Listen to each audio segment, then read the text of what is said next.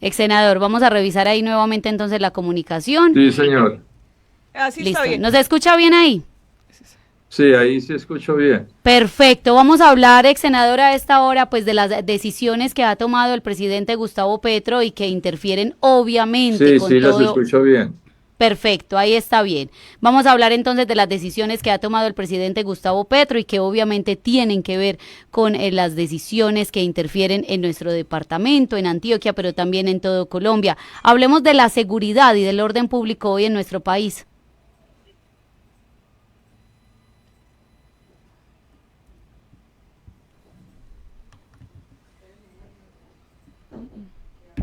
Pues lo primero que hay que decir es que eso está resultando otro fracaso del gobierno nacional, cosa que yo por supuesto lamento.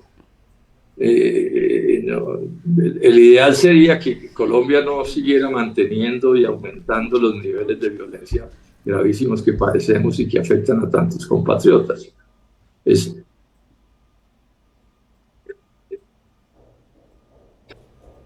pero digamos que esa es la realidad, y hay que agregar una cosa que a mí me preocupa mucho. La retórica de Gustavo Petro, la habladuría de Gustavo Petro en torno a cosas como la espada de Bolívar o el sombrero de un guerrillero, en algún momento cosas de esos, eso manda un mensaje equivocado, equivocadísimo. Porque el M-19 se equivoca cuando se fue a la lucha armada y cosas como el secuestro de Raquel Mercado, la toma del Palacio de Justicia, fueron pues errores espantosos que conmocionaron a este país. Pero el M-19 hizo bien cuando se salió del monte en 1990, reconociendo su error. Pero que ahora, tantos años después, el presidente Petro no pierda ocasión para celebrar como si hubieran sido aciertos esos movimientos, pues por supuesto manda un mensaje equivocado que es contrario a la propia idea del proceso de paz, porque si hay gente en Colombia que no sabe si irse o no a esas acciones armadas, lo que encuentro entonces es un presidente con discursos contradictorios, ¿no?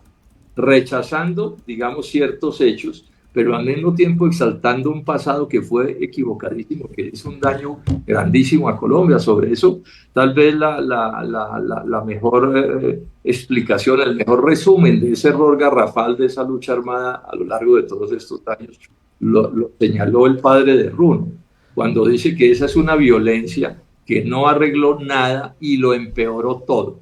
Repito, no arregló nada y lo empeoró todo. Entonces, ojalá ese proceso de paz resultara bien, pero yo cada vez lo veo más embolatado. Además, porque está la plata del narcotráfico presente, que es una plata enorme que se mueve y que estimula, aceita, digamos, esa violencia. Y es una plata que se mueve porque en Estados Unidos se empecinan en mantener la ilegalidad, el consumo de cocaína, y genera un super negocio de narcotraficantes norteamericanos, y eso al final todo le genera una carambola también absolutamente indeseable para Colombia. Pero lamentemos que ese proceso esté fracasando, pero rechacemos que el presidente Petro sea tan incongruente, tan incoherente, cuando sale con esos desplantes politiqueros, sí, a embellecer cosas que no tienen por qué embellecerse porque no le han hecho ningún bien a Colombia. Ex senador, ayer cuando escuchábamos este Consejo de Ministros del presidente Gustavo Petro mostraba una gráfica bastante amplia de hace unos 30 años atrás sobre la evolución de la violencia en Colombia, y se quedaba muchísimo en la comparación de los muertos, hay que decirlo de esa manera lamentablemente, durante el gobierno del expresidente Iván Duque. Celebra incluso también cómo fueron los resultados durante el gobierno del expresidente Uribe, pero compara mucho el gobierno de Gustavo Petro con gobierno de Iván Duque. Dice que van igual, que realmente lo que se está manejando en los medios de comunicación en referencia a las personas que han perdido la vida con ocasión de la violencia, pues no es tal como lo estamos manifestando en los medios de comunicación. Usted ha conocido muy bien las cifras, ha hecho debates muy fuertes mientras estaba en el Senado de la República. ¿Usted da fe de esas cifras que él está mostrando allí?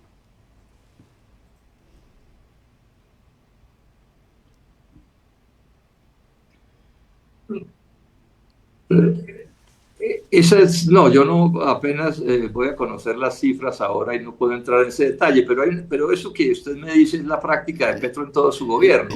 Es que es intentar tapar lo equivocado, lo malo de su gobierno, porque él dice que los anteriores fueron peores. Y yo fui contradictor de los otros gobiernos y no los voy a aplaudir, pero de ahí a concluir que entonces las cosas están bien porque antes estaban iguales o peores, pues eso es un sofisma muy burdo, ¿cierto? Eso es un irrespeto a la inteligencia de los colombianos, porque es que se supone que un presidente llega a arreglar los problemas, no a mantenerlos iguales. Entonces, se le mejoran, dice él, en un porcentaje ínfimo y entonces no hay problema. ¿Cuántos miembros de la fuerza pública van asesinados en las últimas semanas en este gobierno? Y él no está recién posesionado. Él lleva aquí, ya vamos para 3 años. Y el país le está exigiendo que resuelva los problemas, que deje el bla, bla, bla, de echar carreta, de enredar las cosas. ¿Sí? Él en eso es habilísimo, nadie lo duda, es capaz de pintarlo blanco como negro y lo negro como blanco, pero no nos diga que vamos bien, no nos diga que una promesa de hacer una paz total la está consiguiendo, es que eso fue lo que él prometió, una desproporción, no era posible esa consigna de la paz total, era posible desarmar en un acuerdo en medio de dificultades a las organizaciones, digamos, de origen político alzadas en armas, pero la paz total era absolutamente imposible. Entonces él se mete en su demagogia y en vez de reconocer que la cosa no le está funcionando, entonces dice, no, miremos hacia atrás. No, señor presidente Petro, usted lo nombraron para que gobernara Colombia hoy, no para que mirara al pasado. Resuélvanos los problemas que tenemos hoy. Sí, ex senador, usted pues ha tenido una larga trayectoria en el tema político en el Congreso de la República. ¿Y cómo ve usted ahora el actuar de ese control político por parte del Congreso? Lo pregunto porque de alguna u otra manera pues reformas que no se han aprobado, reformas una que otra pues ha pasado, como la pensional, entre otras cosas, que el Congreso de alguna u otra manera se polariza en torno a los temas del presidente Gustavo Petro.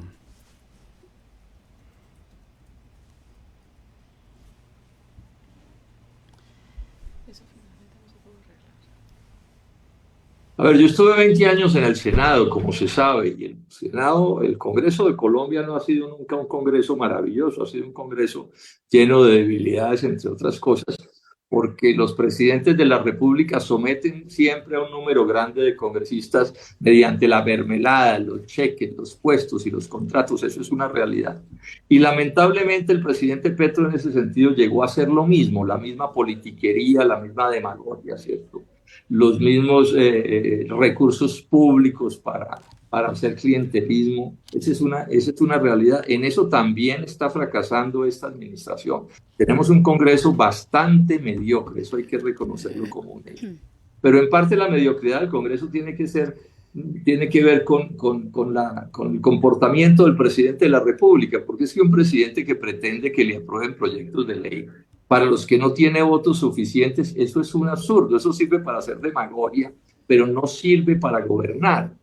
Si Petro sabía con quiénes estaba gobernando, por ejemplo, cuando presentó el primer proyecto de ley de salud, y ese era un proyecto de salud que cualquiera que conociera un poco de este tema sabía que ese Congreso no se lo iba a aprobar.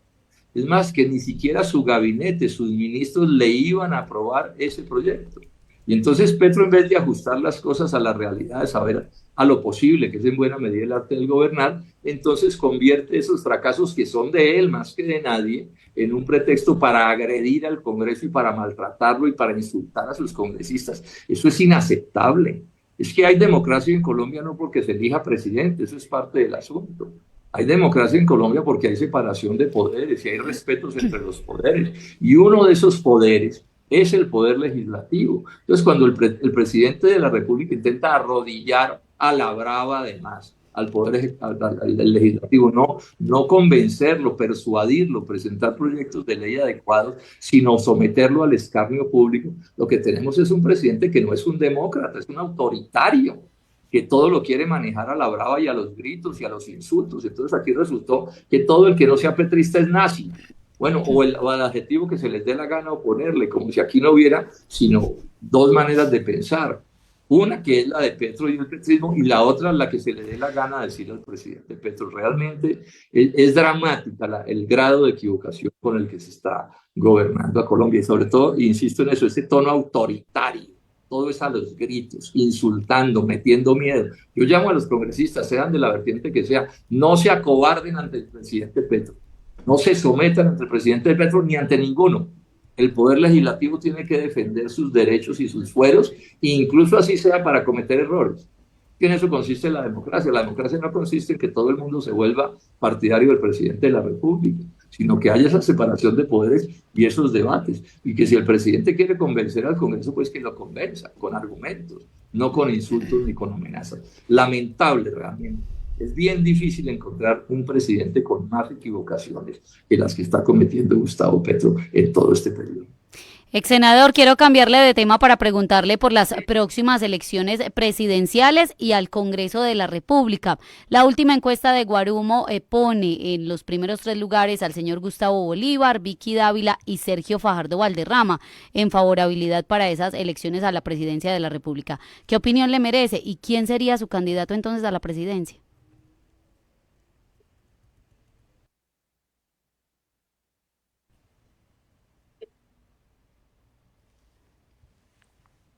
Pues al respecto, digamos esto.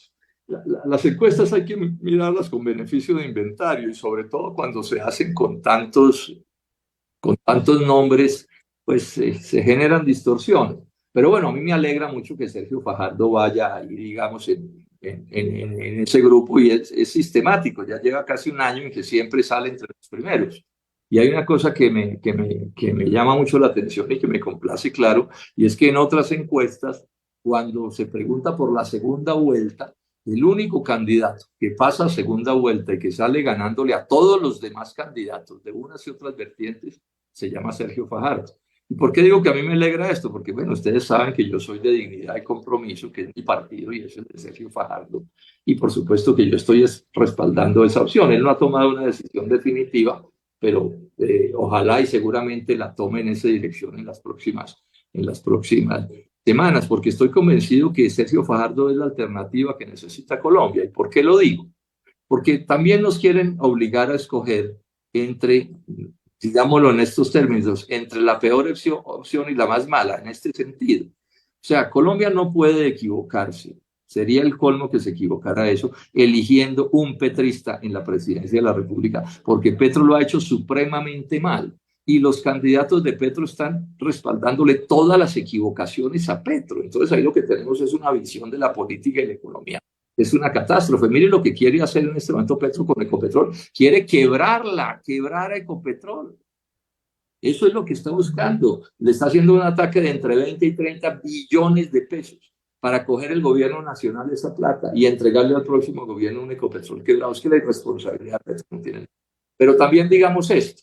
Hay quienes nos proponen regresar al pasado, regresar a antes del 2022. Algunos le oí decir incluso que Colombia iba muy bien y que llegó y Petro y se la tiró. No, Colombia sí, Petro sí le ha hecho un daño inmenso a Colombia, pero Colombia venía muy mal, tan mal venía que ganó Petro. Es que Petro gana es porque hay un voto de castigo contra todos los gobiernos anteriores, con ese establecimiento de origen liberal conservador de un siglo de estar gobernando. Entonces, una personalidad como Sergio Fajardo es lo que necesitamos. Una persona que lleva toda la vida luchando y nunca se le entregó al establecimiento colombiano, siempre con una posición de firmeza, de decir, yo no me uno a los ganadores porque no estoy de acuerdo con ellos. Para eso se necesita mucho carácter.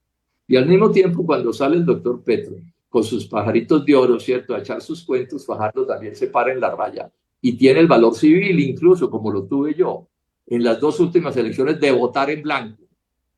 Porque Sergio Fajardo es de ese carácter, ¿cierto? Es capaz de pararse en la raya solo a defender un punto de vista. Es que eso es lo que necesitamos. Gente que quiera cambios de verdad. Entonces yo estoy muy optimista en esa dirección. Esperemos, ya eso lo tendrá que definir pues la evolución, pero yo me siento muy satisfecho con la posibilidad de Sergio Fajardo y la decisión que tengo tomada es que lo voy a respaldar con todo, porque estoy seguro que es hoy por hoy la mejor opción que tiene Colombia para impedir que regresemos antes del 2022 o que seamos el continuismo del pésimo gobierno de Petro. Pero mire, doctor Robledo, en esas mismas encuestas, y usted casi que hace acá un llamado de atención cuando dice Colombia no puede elegir nuevamente un continuismo de Gustavo Petro, solo que en esas encuestas de favorabilidad de Gustavo Petro, él no se baja todavía a ese 35% que todavía lo apoya. Gustavo Bolívar va a la delantera, pensaría uno que bajo todas estas lecturas, pues o podría estar alguien de centro representado tal vez por Sergio Fajardo o bien por la derecha que han sido tan críticos, pero sigue de todas maneras Gustavo Petro ahí punteando, la gente sigue confiando, a pesar de ese llamado que usted hace en este momento de manera insistente. ¿Qué le estará pasando entonces a Colombia? ¿Por qué sigue confiando? ¿Cuál es su lectura desde ahí?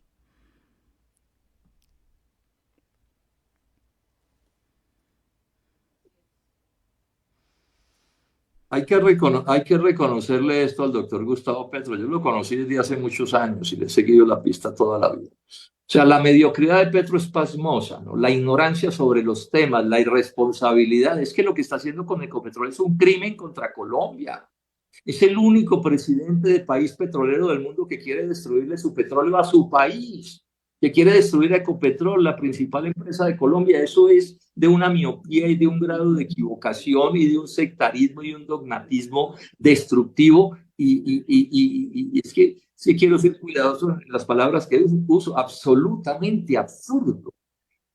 Pero también reconozcámosle a Petro, es hábil para engañar, para enredar, para confundir. Aquí en Bogotá se suele decir que Petro es una palada de verdad y una volquetada de falsedades y de mentiras. Ese es el personaje. Y en Colombia hay mucha gente que con razón está ofendida con los anteriores gobiernos. Y en eso tienen razón, porque los gobiernos anteriores gobernaron súper mal. Entonces, bueno, en sus habilidades y en su politiquería y en su clientelismo, una parte grande del respaldo, no digo que todo, por supuesto que no, yo soy respetuoso de mis cosas, pero una parte del respaldo que está teniendo hoy Petro tiene que ver con una política de clientelismo y de politiquería y de corrupción, de mermelada, de todo eso. Así ganó la presidencia de la República, respaldado por platas. Ahí están las declaraciones de Benedetti, ¿sí?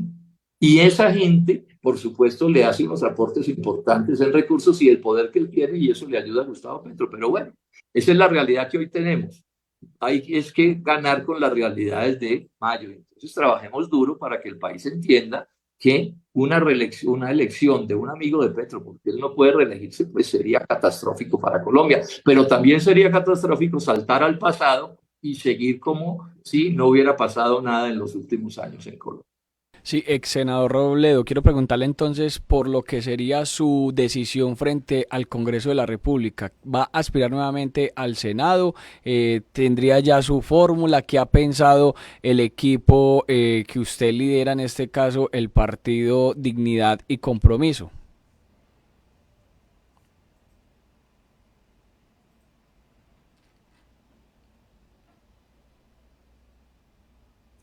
Sobre eso digamos esto, en la calle la gente es muy querida y realmente siento un respaldo muy grande, estoy sintiendo. Unos me dicen que vuelva al Senado, otros me dicen que mejor vaya a la presidencia de la República. Entonces, sobre eso les quiero decir esto. Bueno, a lo de la presidencia de la República de ninguna manera, esa aspiración no la tengo y voy a acompañar pues las decisiones de mi partido y espero que Sergio Fajardo termine presentando su nombre y voy a estar ahí como soldado. Y estoy pensando en lo del Senado.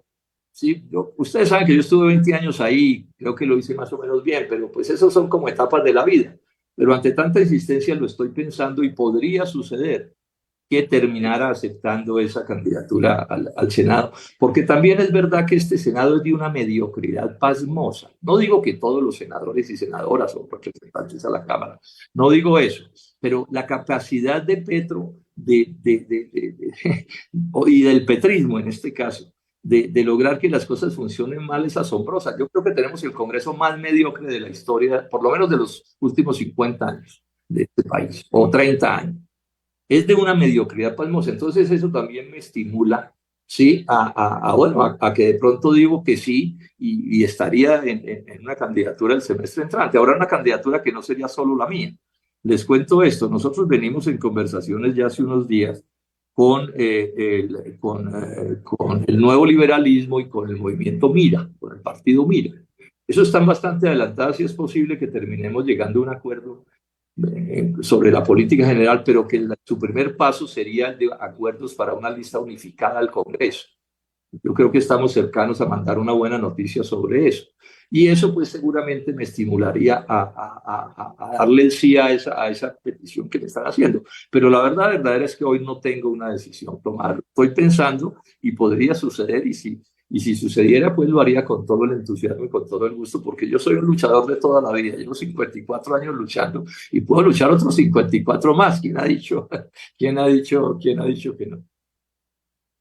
Senador de la República, Jorge Enrique Robledo, estuvo hoy en Antioquia Amanece. Ex senador, muchísimas gracias. Un feliz día. Lo seguiremos consultando.